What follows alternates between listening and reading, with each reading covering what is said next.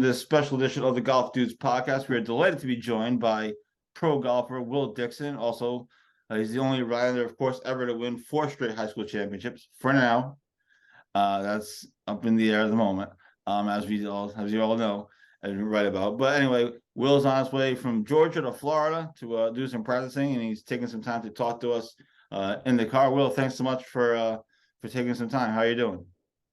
Yeah, I'm doing great. Looking forward to catching up. Absolutely. So we'll get into 2023 in a moment. Obviously, I want to get into your schedule and things that people can be looking out for. But 2022 was a big year for you. Your first full year as a pro. Obviously, you started in the 2 Octobers ago, I believe was your debut. But last year was your first full year. You had a handful of wins. Obviously, you're sure bad moments as well, as we all do in the world of golf. But now that you've had time to look back on it, reflect, maybe gain perspective on it, how would you summarize 2022 for yourself? Yeah, I mean, it was one heck of a year, that's for sure. I didn't really know what to expect, and I accomplished. My main goal was just to win a tournament. I didn't care what it was. I didn't care who it was against. I just wanted to win. And so, fortunately, I was able to put myself in position more than a few times and won 3 times. So that was certainly more than what I thought I was almost capable of doing. I had no idea what to expect. So doing that was great. And then, of course, kind of the icing on the cake was the experience through the Korn Ferry Monday qualifiers.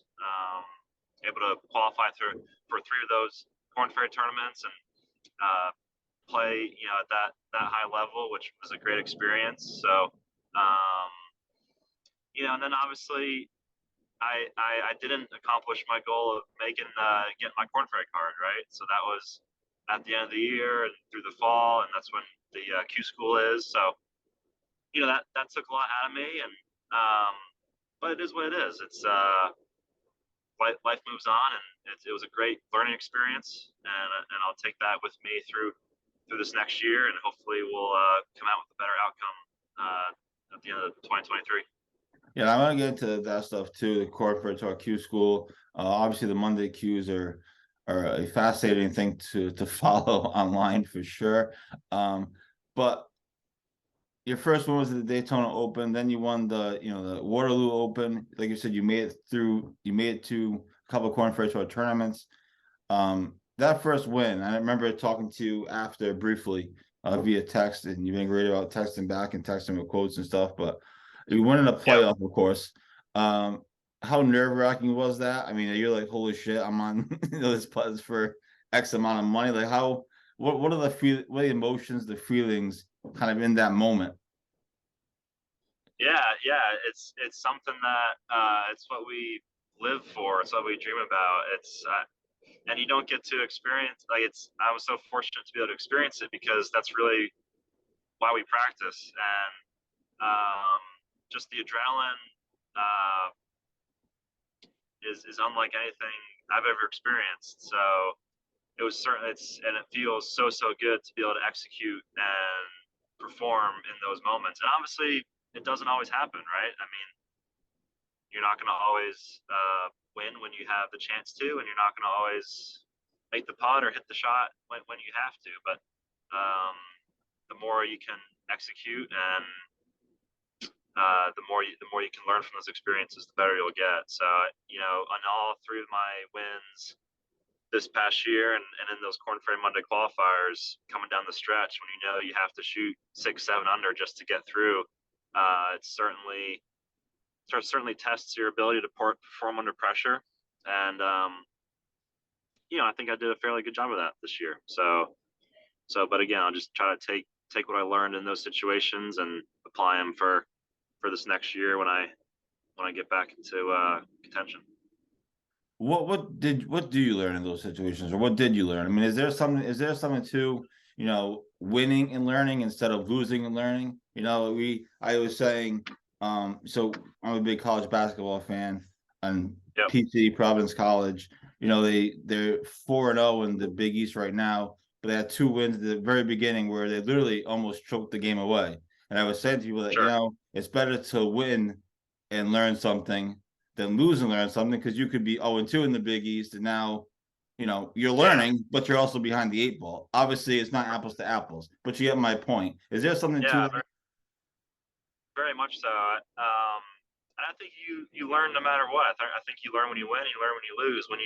When you lose, I think you don't play. You don't perform as well as you hoped. It's more about what you need to work on, and what you it really exposes your weaknesses.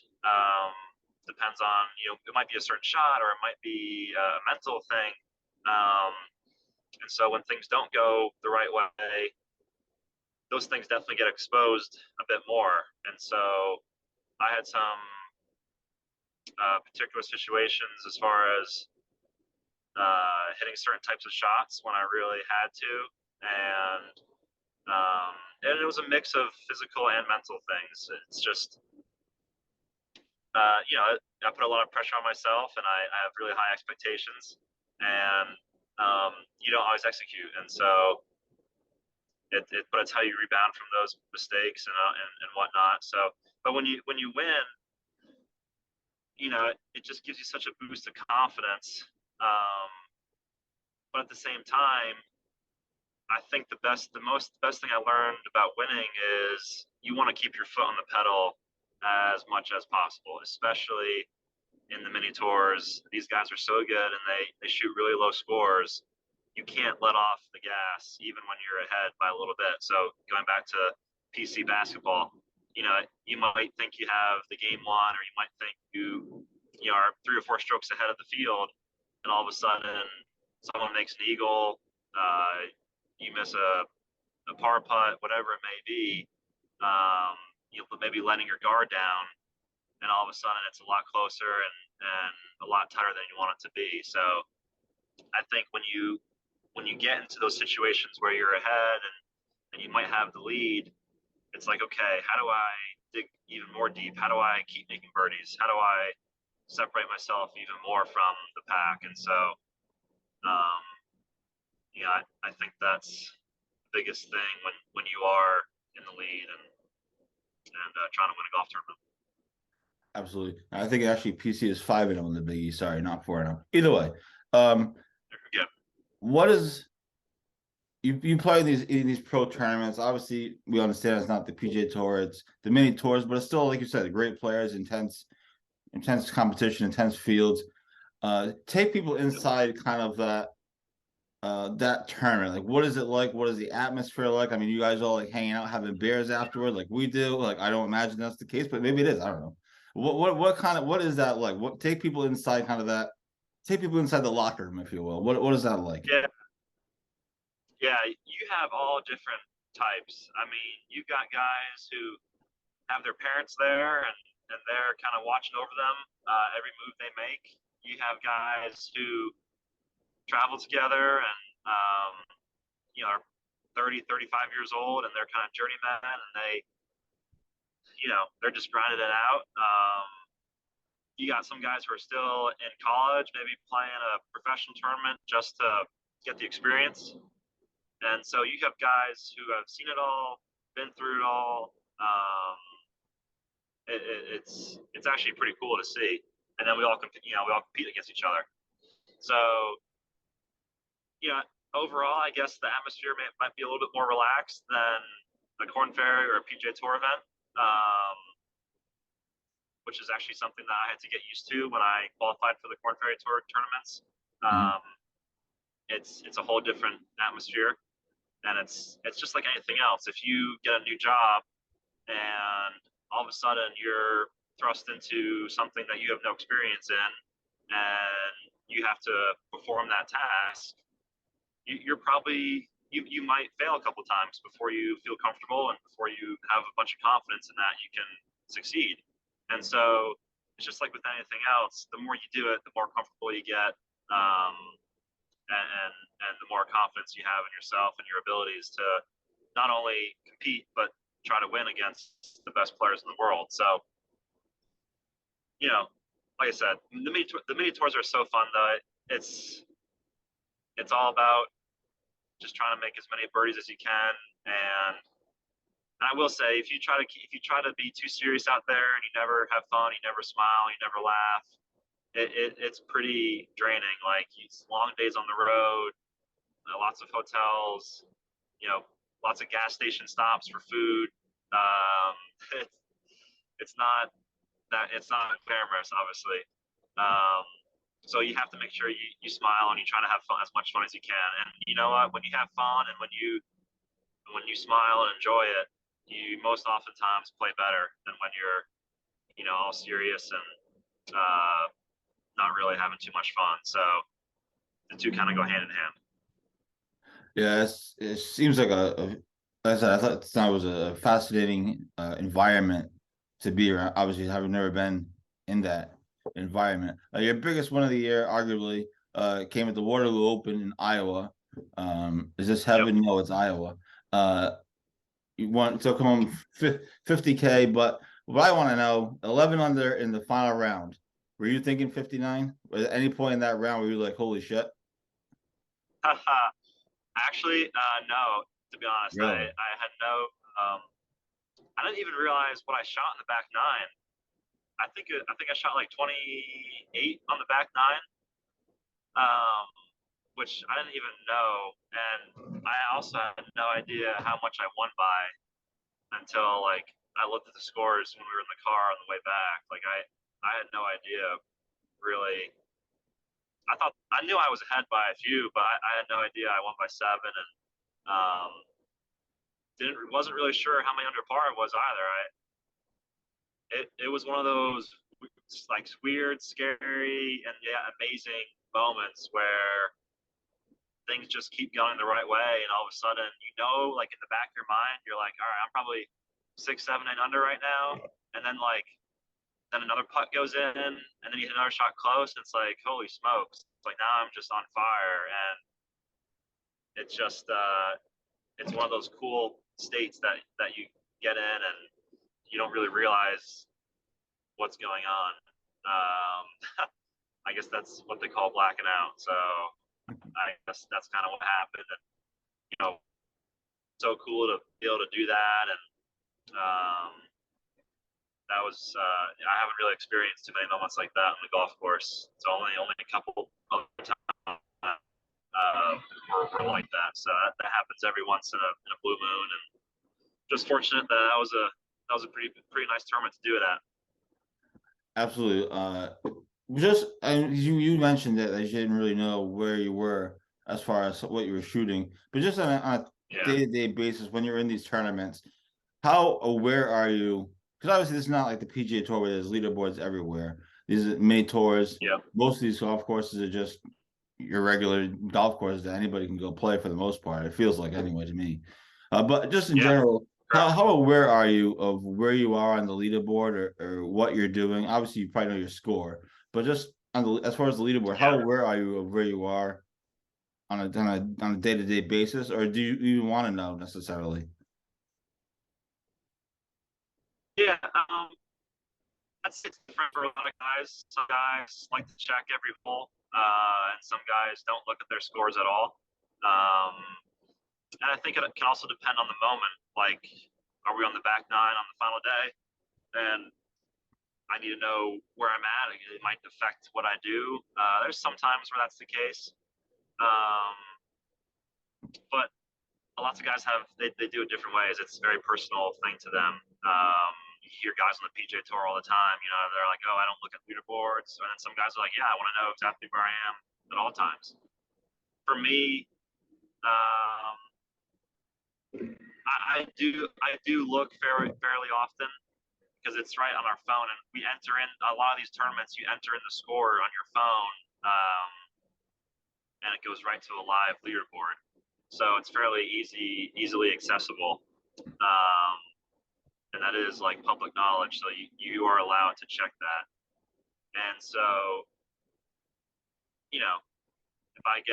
if I'm 3 or 4 under par, I'm like, all right, well, where are we? Like I just want to kind of know how the course is playing, what the guys are doing.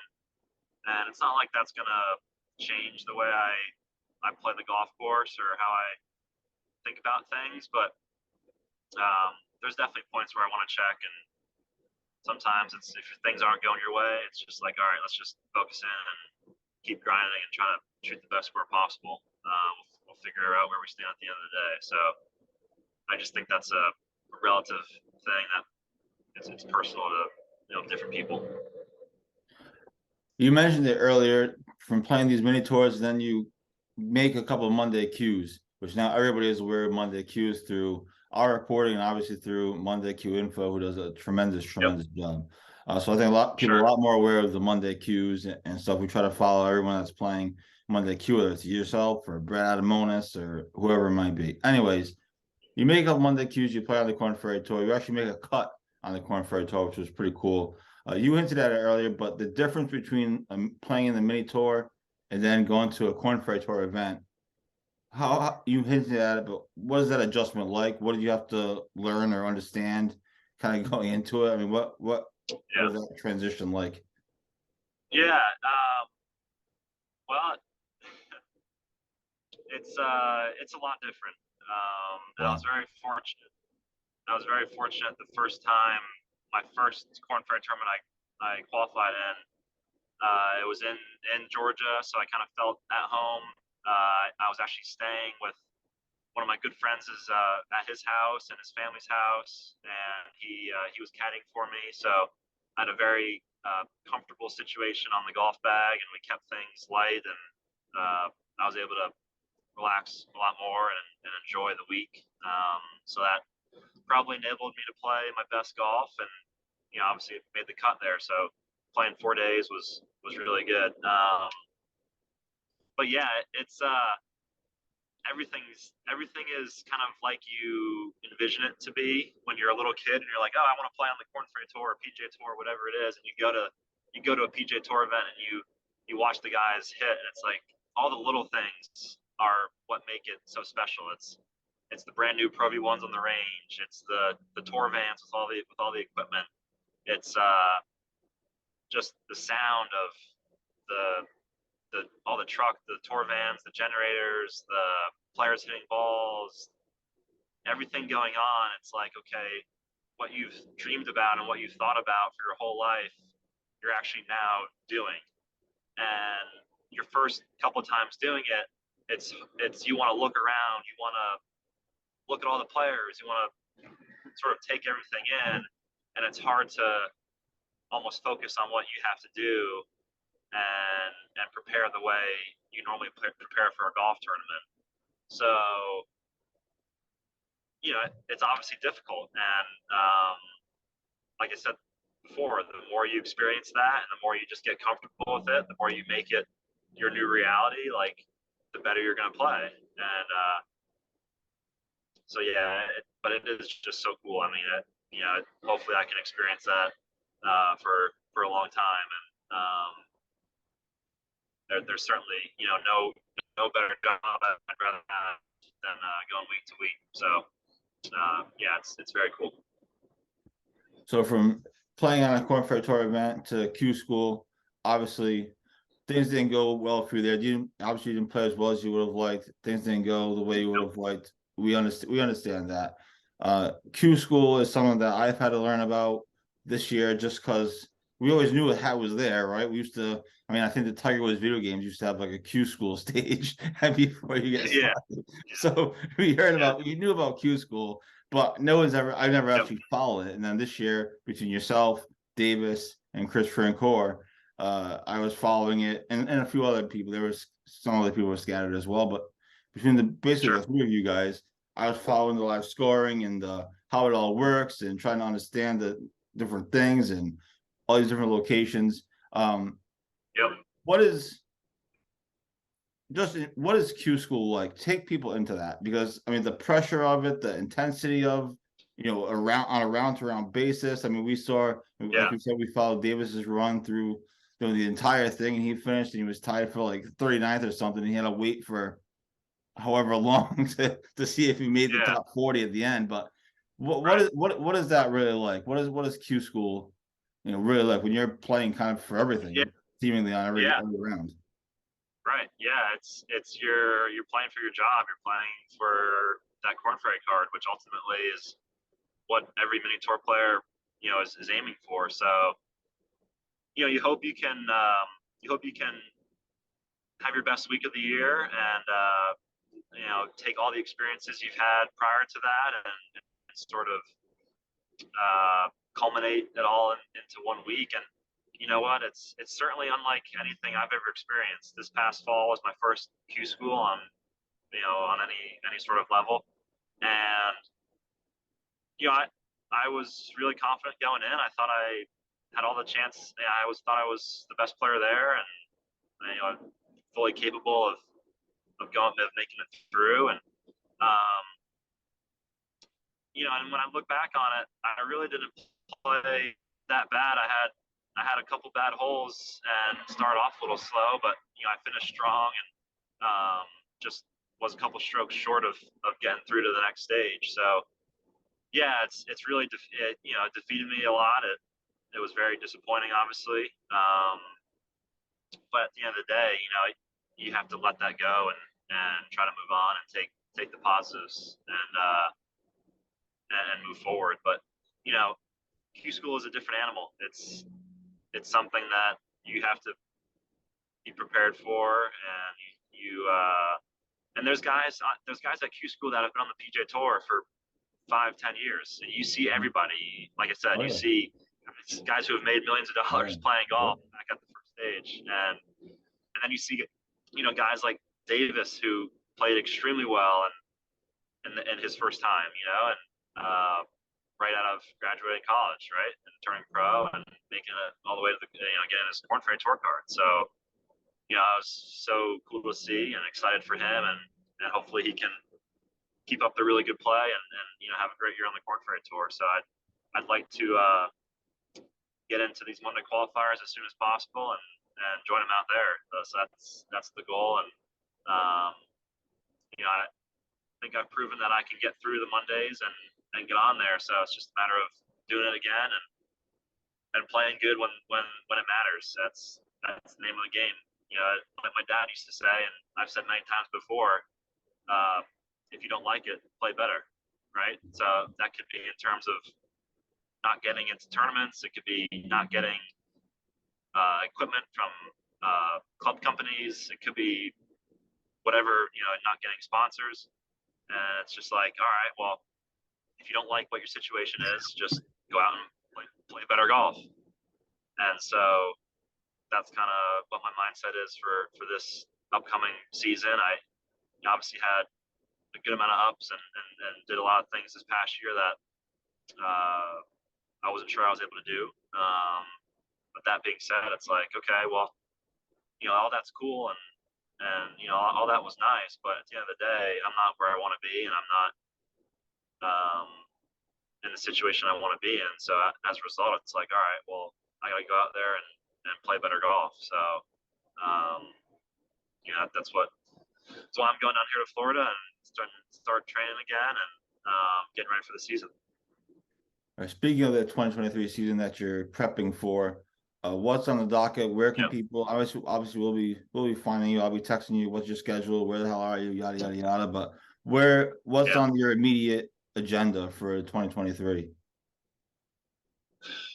Well, because I didn't get any Corn Ferry status, it's going to be a lot of the same stuff. It's going to be virtually almost every Monday qualifier once they start in the States. So that's going to be the mid-March area for Monday qualifiers. And I'm going to be flying to Texas, Norman, Oklahoma, Wichita, Kansas City, doing almost every Corn Ferry Monday qualifier that I can, because ultimately that's what I got to do since I don't have status. And that's just kind of the name of the game. And then when I can, I'll be doing as many G Pro events as possible. So those are the 3-day tournaments on the G Pro Tour here in the Southeast. They do a good job, and obviously I was able to play well in a few of those tournaments last year. So um, it'll be a mix of the G Pro events and the Corn Ferry Monday qualifiers, and that'll run through about June. And then really busy from March, April, May, June, and then we'll see where we are and what we can do to, depending on where I am, depending on how many, what tournaments I've played in, to get ready for Q school come the fall. So yeah, that's basically what 2023 is going to look like. And I'll definitely send. I have my schedule all written out already, so I'll send you that, so that you have that and you can be following. The life of a mini tour pro golfer. It's not all that glamorous. It's not all as glamorous as it's made out to be. No, when you play good, it's nice, but when you don't play good, it's you have to find a way to just keep going. So there's a lot of miles in the car. I probably put 32,000 miles on my car in the last 18 months. So we're going strong. Absolutely. Two more things I want to get you out of here so you can focus on driving. Your favorite course you've played this year as a pro in a tournament. What's your favorite course you played? Favorite course that I played in a tournament on this year was probably the Corn Ferry tournament in Nashville in Franklin, Tennessee. It was called the Grove. That place is unbelievable. I think they're trying to have a PGA Tour event there in the future. It was just a beast of a golf course. It was long. Greens were unbelievably quick and firm and fast, and just a really good golf course. However, of course, that the Waterloo Open was on in Iowa, that place was obviously very good to me. I enjoyed playing that golf course a lot. It was almost the complete opposite. It was short. It was kind of up and back, just straight holes down and back, very Iowa-ish. And but the greens were actually really, really good as well. So it was a really fun course to play. I probably most enjoyed playing that course, but the best overall course was definitely that Corn Ferry tournament in Nashville. And then through the course of the year, your travels, journey, your journey, your pro journey, is there something that you've learned about yourself or something that you've learned about golf through this whole experience, positive, negative? What have you learned about yourself in golf? Yeah, personally, I think it's just you just have to keep showing up every day, giving it your best, and not having a bad attitude, not giving in.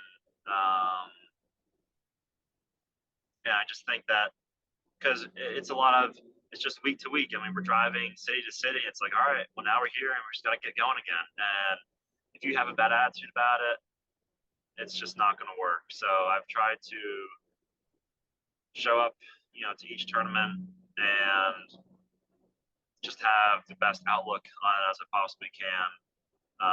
But then the second thing is golf wise, it's just so unforgiving. The sport is so humbling and unforgiving. You can think that you're on top of your little mini world, and you think that everything's going the right way, and then golf hits you in the head, and it's like, oh yeah, like this is golf. Like anything can happen, and it can flip flop. Your game can go up and down in the flick of a switch. So how can we make that the most consistent possible and play my best when it matters. So that's something that those two things, just being so resilient and so positive when we're on the golf course, and then not getting too high and too low, and just trying to be as consistent as we can. So those are some things that I'll be working on and trying to keep doing here in 2023. Absolutely. Well, listen, good luck to you this year. Obviously, we'll be in touch throughout the course of the season and the weeks or whatever. Yep. Thanks for doing this, and best of luck with everything. And I'm sure everyone's gonna be watching. So play well and just keep pushing forward. Yeah, Yeah, thanks, Joe, and everybody in Rhode Island. I appreciate all of everybody's support, and I wish I could be back more often and catch up with everybody and be there. But yeah, thanks so much for having me on, and I'm sure we'll talk again soon. Absolutely. That's Will Dickson. His schedule will be out soon. We'll have it on golfnewsri.com, and obviously we'll have him covered as well as everybody else that's in the pro ranks. It's an exciting time for Rhode Island golf for sure, between yourself, Davis, Chris Francoeur, and obviously Patrick Welch, who will be a pro in a handful of months or so. So, Will, thanks so much. And that's the Golf News Podcast.